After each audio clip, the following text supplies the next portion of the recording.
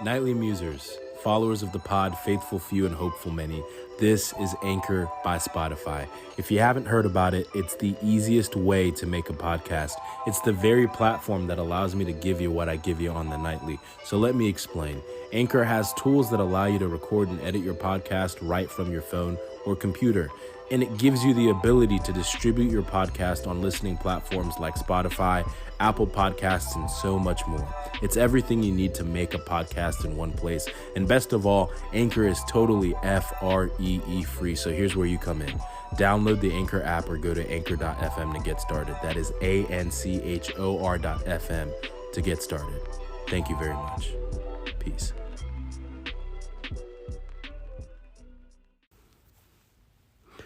Welcome to the Nightly Muse podcast with your boy, Tinayeshe.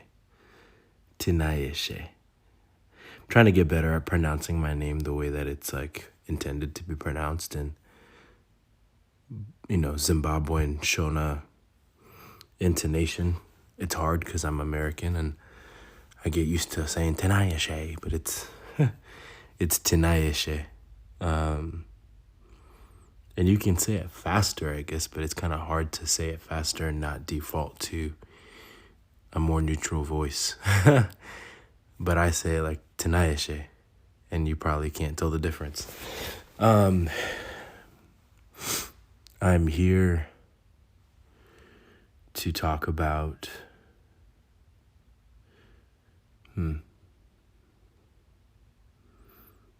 bleeding on people who didn't cut you.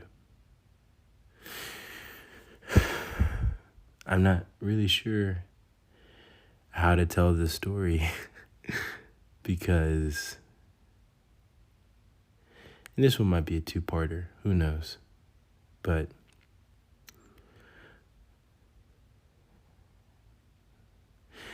I ran into my old teammate's mom at my old high school. My high school has won like 17. Yes, as of this year, they won 17 state championships in baseball. And I got to see a kid that I coached in football, who I also went to high school with his sister, pitch, be the opening. I don't know baseball terms, but he was the first pitcher of the day. For the state championship, and I was like, this is crazy. Or no, apologies. It was not the state championship, it was the state semis. But they ended up winning, and he's going to college for it. And shout out to you, E-Dog. We have this really weird greeting where we'll shake each other's hand. We will shake each other's hand like very, like we're, fixing up our tie. We'll shake our hands and then we'll go, and then we'll lean in and we'll like fake kiss fake kiss each other on the cheek. So it's like we'll shake. And so it's better to watch in person and probably really awkward to be demonstrated on a podcast, but I love that kid. And when I go back to my old high school, it's weird.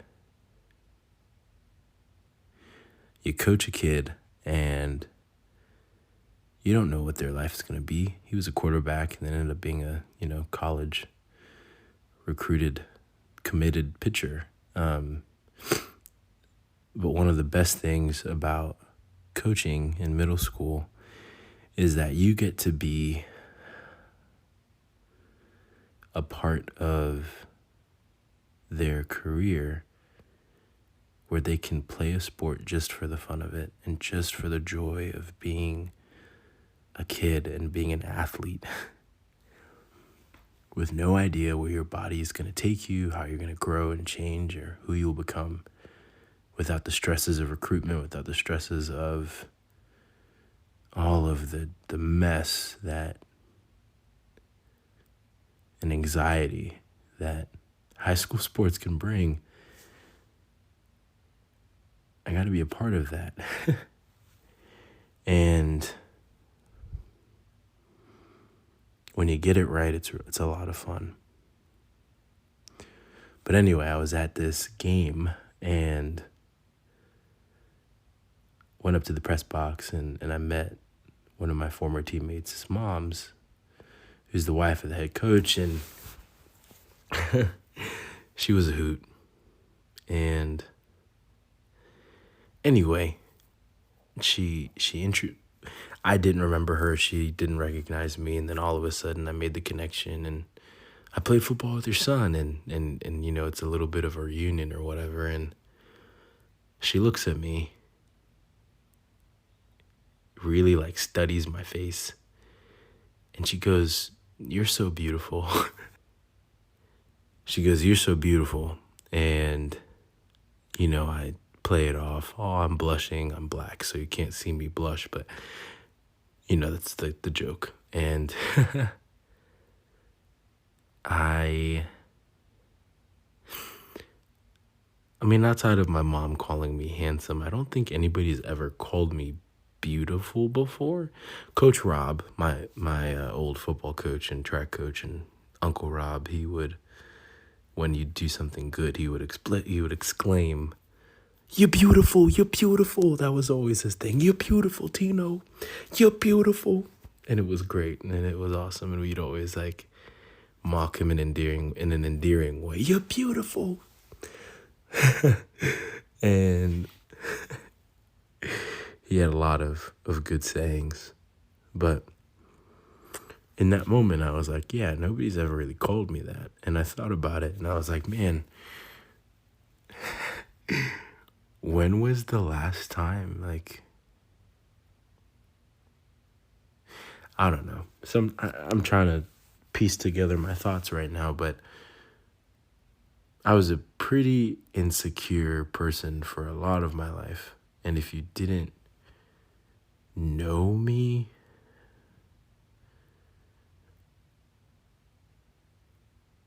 like, confidence is attractive, confidence is noticeable.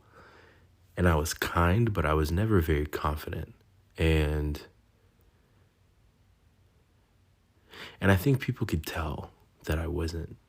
I was never sure of myself, and I lived in my brain, and I overthought things, and was always, maybe they couldn't tell the insecurities, but man, I never felt beautiful or handsome or whatever word you wanted to use. And, you know, now I can look in the mirror and be like, man, that's a good looking fellow right there, and gas myself up a little bit. But like, as a kid,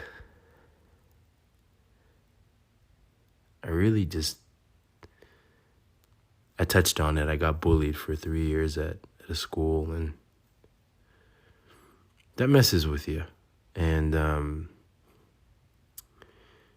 I was a big kid, and the person who really bullied me a lot, it was funny, our moment of like conflict resolution was he put his hands on me and showed me against the wall. Classic bully move. He ruffles up your shirts, got it in his fists, and I realized I'm twice his size. And if you know me, like, I played defensive line, I've got pretty large hands, and I grabbed him by his shirt and I threw him against the wall, and he was kind of like, oh, he could hurt me if he wanted to, and I didn't. And it was kind of like the end of that specific bully, Nigel. We ended up becoming pretty good friends, and then he switched schools, but he was an interesting kid, Nigel. I can't remember his last name, but anyway, I really struggled. I remember crying to my mom about the situation and just how I always got bullied and I didn't know what to do. And she encouraged me to turn the other cheek, right? Because that's the right thing to do. And so you develop this ability to, it sticks with you. You kind of feel like it just rolls off your back. And if you ignore them, eventually it's going to end, but then it doesn't. And it sucks. And that changes you. And there's this picture that my mom had of me when I was in 5th grade. It was a yearbook picture.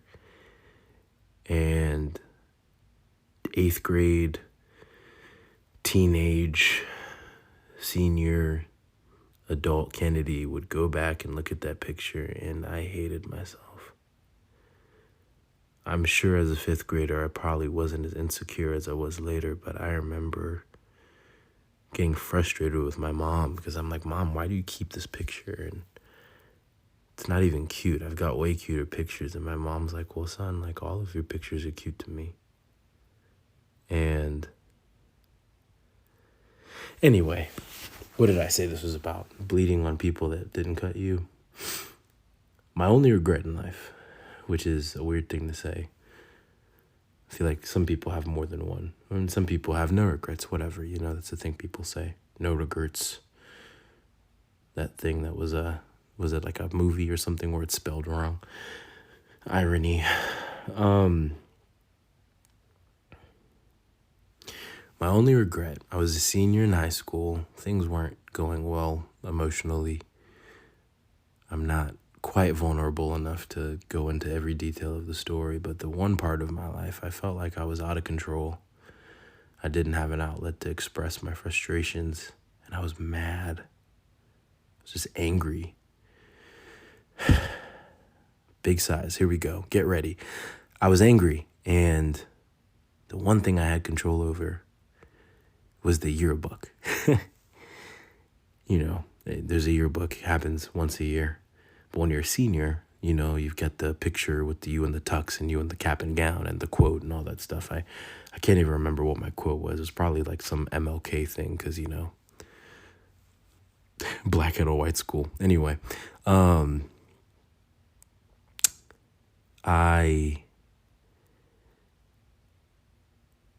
the way we do our yearbooks at my old school, my alma mater, they would put, like, there was an extra part in the back that I guess you had to pay extra for or whatever, where your parents, your family would write a note, and they had this picture, and it would be like you in your childhood or whatever, and usually it was baby pictures. And I will say shamelessly, I have top tier cute baby pictures. I was an adorable baby, and it was time for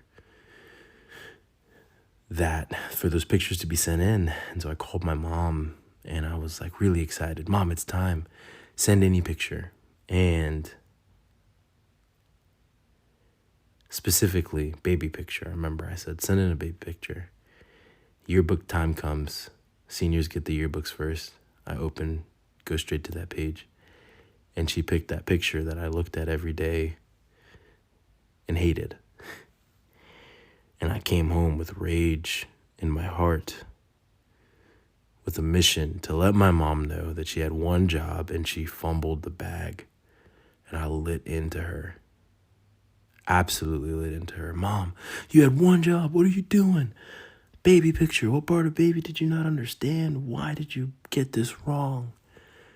And the second that I was done, that I accomplished my mission of letting my mom know how she royally ruined the one thing that I wanted, I just saw her crumble.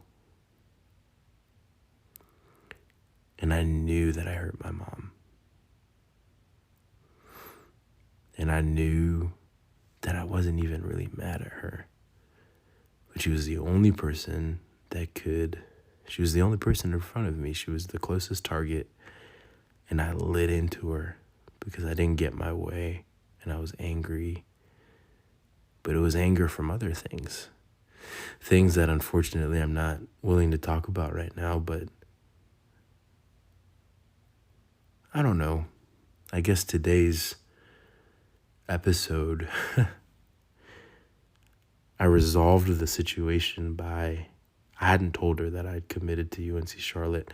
Commit in loose terms. I'd signed the paperwork to say that I was going to attend the college. And so I had a t-shirt that we were supposed to wear for pictures the next day. And so I came in the room that she was in, I tossed it at her, and I was like, so I'm going to UNC Charlotte. And she lit up, and I didn't have the words to be able to say that I was sorry to her. And later on, I did apologize. It was years later.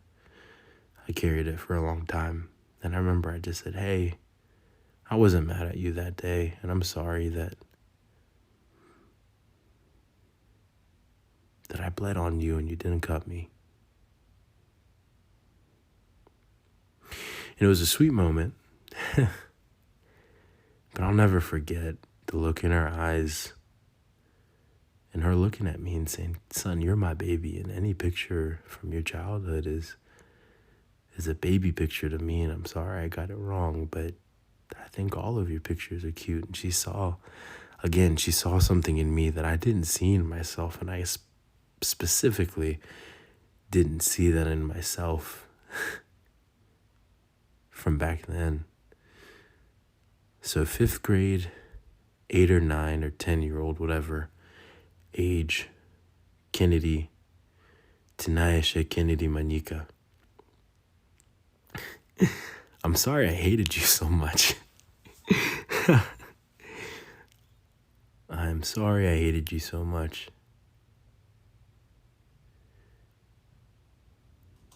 And that's always awkward. When the AC kicks and it shuts the door because of the wind, it kind of scares the crap out of me. But anyway, kind of ruined a little tender moment I was having with myself. But I don't know. I guess this episode is for anybody who's carried insecurity or insecurity that was tied to a time in your life where you just really didn't like yourself. Man, I wish there was somebody to tell me when I was in 5th grade that I was beautiful. And to Mrs. Simmons, thank you for looking at a grown man and speaking something into him that he didn't believe for a long time. And so for anybody who has struggled with insecurity or still struggles with it, know this. You're beautiful. You're handsome. You are the apple of God's eye. And you were created with a purpose. And even if you don't feel it, you're beautiful. You're fearfully and wonderfully made. And you were made in His image.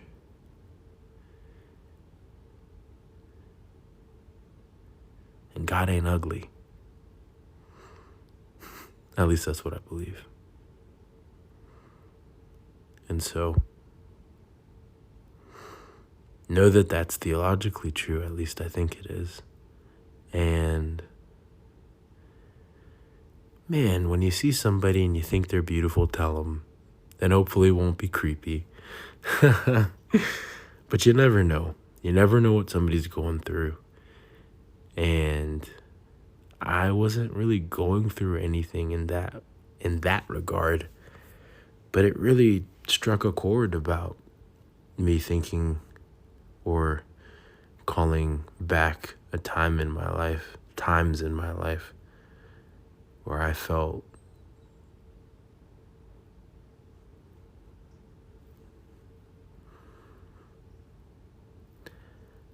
like not a hot commodity, at least a cold one, I guess. I don't know.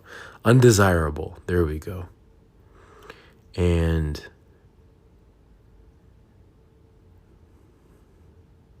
there's no place for that. And so I guess this is my encouragement, my call, my challenge to you to just have your eyes open and know that you may be encountering somebody who just needs that. The time of day, the moment of kindness, moment of unsolicited kindness that just melts their heart. Because you never know. and God might use you, so get ready. I'm sorry that I didn't go into full detail because I do want to be vulnerable here, but I'm growing and I'm trying, and this is a process for me, and so bear with me as I get more comfortable with this, because this is uncomfortable. But I think I wrote this in the bio of our podcast for my fellow musers. I feel like the things worth anything in life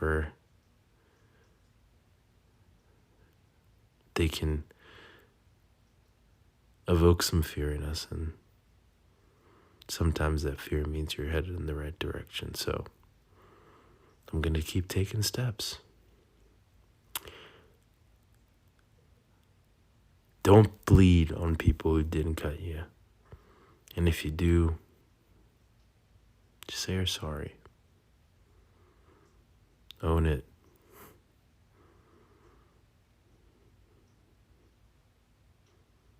Because that forgiveness, man, it melts your heart.